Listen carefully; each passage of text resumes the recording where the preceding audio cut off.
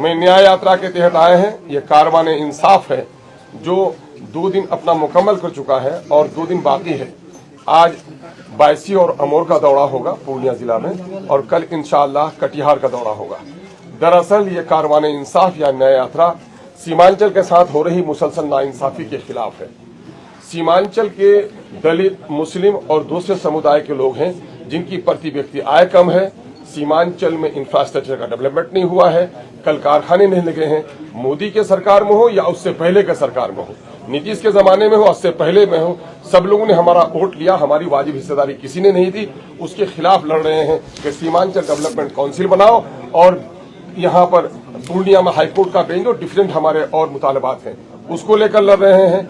दूसरा मामला है कि अक़लियतों के साथ पूरे मुल्क में जुल्म हो रहा है और बिहार में भी लोगों के साथ जुल्म हो रहा है, कत्ल हो रहा है। हम उसके इंसाफ के लिए उठे हैं। हम इसके इंसाफ के लिए भी उठे हैं कि जो पार्टियां अपने आप को सेकुलर कहती हैं और हमें सेकुलर वोटों के बिखराव का जिम्मेदार समझती हैं, मैंने उनके सामने में प्रपोजल दिया कि सेकुलर वोटों को बिखरने मत दो और कम्युनल फोर्सेस के साथ मिलकर लड़ो, और उन्होंने भी हमारे प्रस्ताव को ठुकरा दिया।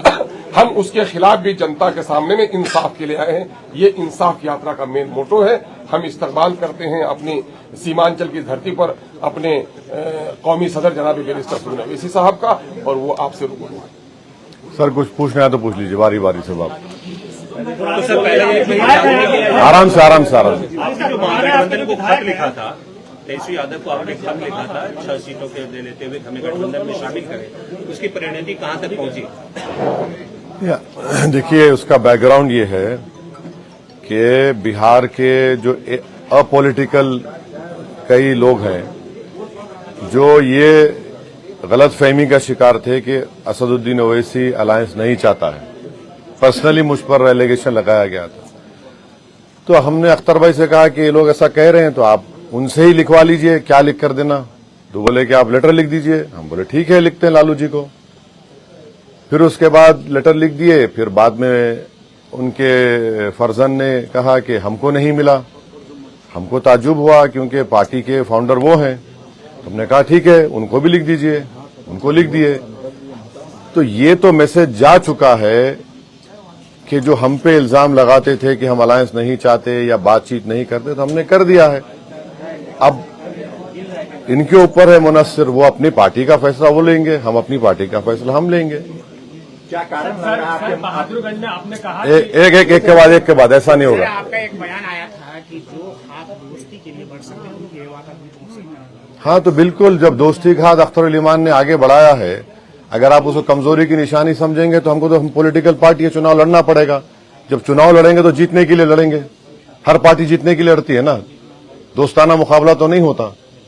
तो मुकाबला होगा, जमहूरियत है, तो हम तो जीतने के लिए मुकाबला करेंगे। क्या कारण लग रहा है आपके मोहब्बत को कबूल नहीं कर रहे तेजस्वी? अरे भाई देखिए, मोहब्बत जो होती है ना, वो नौजवान लड़के लड़की में पिक्चरों में अच्छा लगता है। सियासत में एक तरफा मोहब्बत नहीं हो सकती है, तो नहीं होगी, होगी तो होगी। पुराने आपके जो विधायक हैं अगर घर वापसी करना चाहेंगे तो क्या उनका स्वागत करेंगे? हाँ, पुराने जो विधायक आपके जो चले गए देखिए, वापसी करना चाहेंगे तो उस पर क्या करना है? आपको किसी ने बातचीत की क्या घर वापसी के लिए? नहीं, आपसे बातचीत की तो बता दीजिए हमारे अध्यक्ष जी को। होता है सर कभी यहाँ? हाँ, नहीं, अगर आपको बताया गया कि घर वापसी करना चाह रहे हैं, तौबा करना चाह रहे हैं, तो बता दीजिए, अख्तर भाई सोच लेंगे। जो पूछ चुके दोबारा मत पूछिए। सीमांचल के एरिया में बिहार के अंदर चुनाव लड़ेंगे। अब देखिए, जब लिस्ट आएगी तो इंशाल्लाह आपको पता चल जाएगा। चुनाव तो लड़ेंगे। सचिन पायलट का एक मिनट, हाँ, सचिन पायलट का बयान आया है कि असदुद्दीन ओवैसी को गठबंधन में लेना चाहिए, इसको आप कैसे देख रहे हैं? देखिए, जनाब सचिन पायलट साहब ने बात कही है तो हम उनका शुक्रिया अदा करते हैं, मगर वो कितना इन्फ्लुएंशियल है, कितना कर सकेंगे नहीं मालूम। मगर आप तमाम की इत्तला के लिए, जब वाइस प्रेसिडेंट ऑफ इंडिया का इलेक्शन हो रहा था, मेरा तो एक ही वोट था। किसको वोट दिया हमने जाकर जस्टिस सुदर्शन रेड्डी साहब को वोट दिया।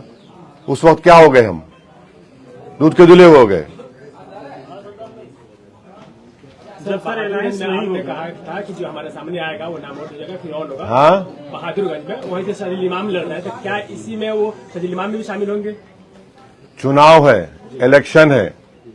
इलेक्शन में आप जीतने के लिए लड़ते हैं, और जो आप तोड़ मोड़ कर पेश करना चाह रहे हैं, बराए मेहरबानी दिल्ली जाकर बैठिए घर में अपने। हम किस पस मंजर में बोले वो देखिए। क्या बोले हम? जो हमारी पार्टी से भाग गया, किसके पास भागा वो देख लीजिए। सर ओवैसी साहब अब अकेले चुनाव सीमांचल में लड़ेंगे या अलायंस के साथ? अभी तो बहुत कुछ होना बाकी है, अभी खेल बाकी है। सर ऑपरेशन सिंदूर के बाद आपने भारत का प्रतिनिधित्व विश्व में किया जी, लेकिन अभी ये जो क्रिकेट चल रहा है इसमें पाकिस्तान को एक जो है has been given a long rope for their propaganda. दिखाते हैं साइन। हमने पार्लियामेंट में खड़े होकर भारत सरकार ऑपरेशन सिंदूर के डिबेट में हमने जहां पर हमारी फौज की कामयाबी पर मुबारकबाद दी, हमने भारत सरकार मोदी सरकार से कहा कि मत खेलिए क्रिकेट मैच। इसलिए ठहरिए, क्यों मत खेलिए? क्योंकि मोदी जी बहैसियत प्रधानमंत्री ने कहा कि पानी और खून एक साथ नहीं बह सकता, बातचीत और आतंकवाद एक साथ नहीं हो सकता। हमने पार्लियामेंट में खड़े होकर कहा कि आपका जमीर मर चुका है क्या? आप कैसा क्रिकेट मैच खेलेंगे उनके साथ? अगर हम ये एशिया कप नहीं खेलते या क्रिकेट मैच नहीं खेलते तो कोई आसमान तो सर से गिरने वाला नहीं है।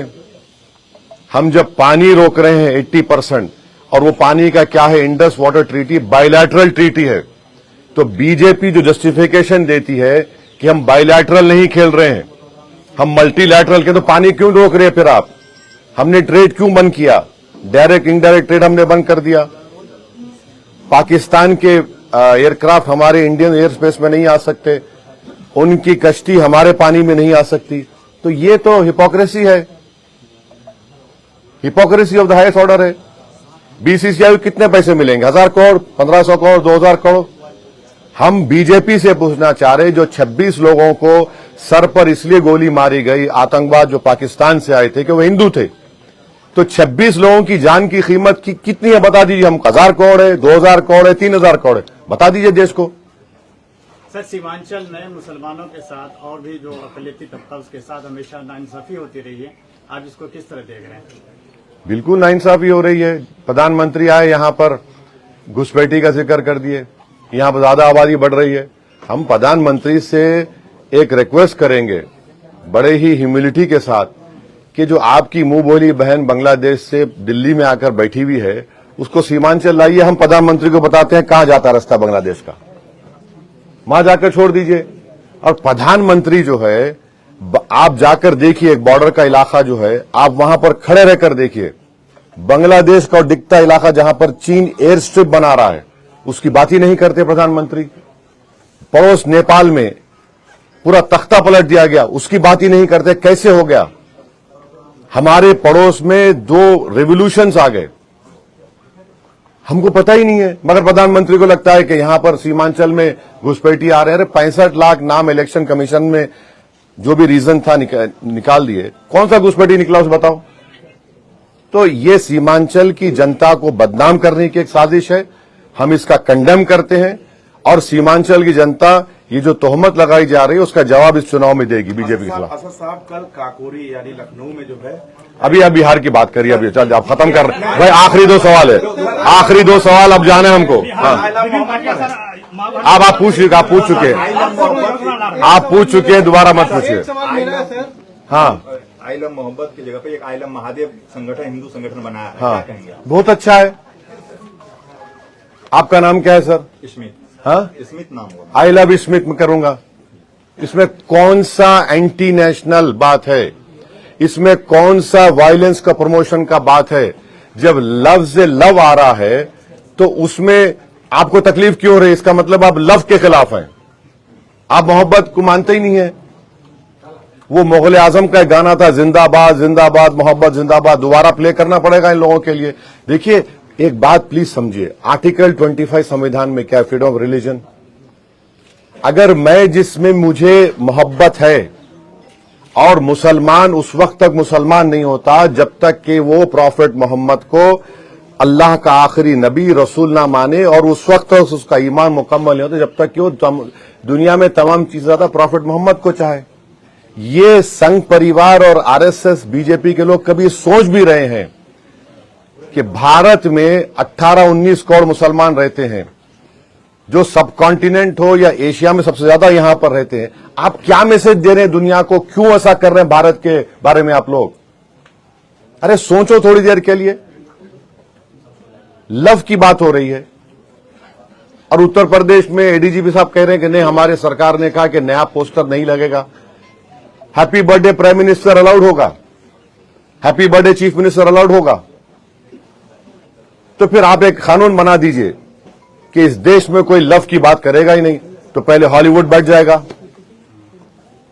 क्या होगा, कहां जाएंगे हम? अरे मोहब्बत की बात हो रही है, मेरा फेथ है, आपका फेथ है, आपका फेथ है। भारत की खूबसूरती यही तो है कि भारत हर मजहब को मानने वालों को मानता है, जो नहीं मानता खुदा को उसको ही मानता है भारत। तो ये तो अजीब है कि ये लव के खिलाफ है ये लोग। हाँ बिल्कुल होगा, बिल्कुल होगा, फिक्र मत, मुतमईन रहिए। अभी होगा, आप दूसरों को लेके जो हाँ? पॉलिटिकल हवा दिया हाँ? जैन जी को लेके जो ये जो पॉलिटिकल मूवमेंट एक तरह से बनाया जा रहा है, क्या आप इसको फेवर करते हैं? अरे इनको बोल दीजिए कि बिहार में 59% खुद इनका एडवर्टाइजमेंट कहता है। 58% वोटर बिहार में 25 साल से कम उम्र का है। उनको बोलिए, इनको इनके बारे में हिम्मत है, बोलो। चाहे मोदी जी बोले, नीतीश कुमार बोले कि जनरेशन जी हमको ऐसा कर रहा है, तो फिर बिहार में 58% वोटर 25 साल से कम उम्र का है।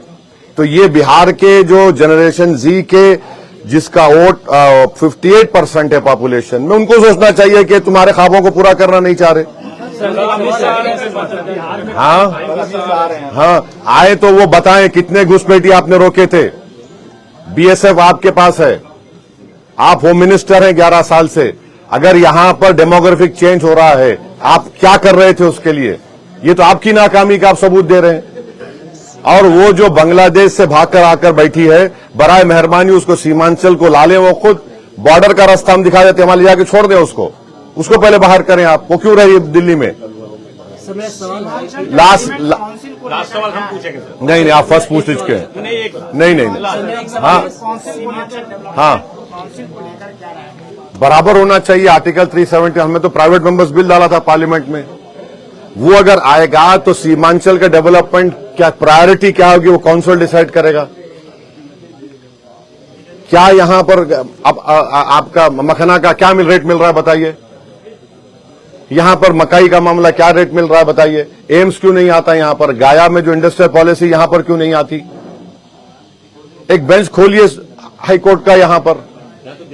अरे एक बिल्कुल नहीं है, अहमदाबाद की हो गई। अब ये बताइए कि एएमयू का एक छोटा सा दो कोर्सेज का, उसको भी आप बंद करना चाहते हैं। पानी आता है, जमीन कट जाती है। हम खुद चश्मदीद गवाह हैं, हम देख चुके हैं। अख्तर भाई से हम जाके रिलीफ बांटे थे एक बार। पुल नहीं है, पुल बनता है तो नदी में धंस जाता है। ये इश्यूज है सीमांचल के। चलिए, thank you sir, thank you. नहीं बस थैंक यू।